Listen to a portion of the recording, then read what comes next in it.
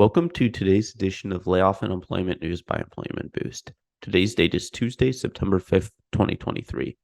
If you're an individual affected by a layoff, or if you're a company facing a reduction in force, click the link above now or in the description box below for more information about our firm's outplacement support services and how we can help you as an individual land on your feet faster and get into a new job as quickly as possible, or as an organization, how we can smooth the layoff process and assist with your reduction in force.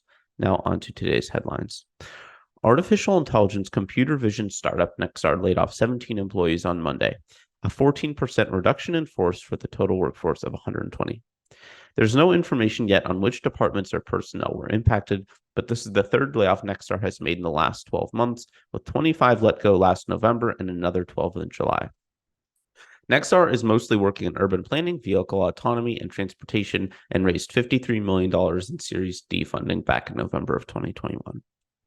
Maui Linen Supply, the largest commercial laundry facility on Maui, which mainly services hotels and restaurants, is laying off 179 workers per a letter to the state labor department. The company cited the recent fires on Maui as driving a massive decrease in tourism and thus overall business as prompting the cut. The company said there are no plans to close the plant at this time, but further cuts to the company and other companies on Maui will probably follow if tourism does not increase in the coming months.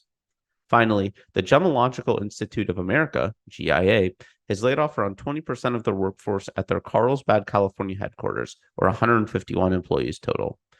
Most of the impacted employees worked in the laboratory, though some were in corporate roles, per Director of Communications Stephen Morrisseau. Morrisseau said the reason for the layoffs was that global economic conditions have negatively affected the gem trade, resulting in a decline for GIA's grading and identification services.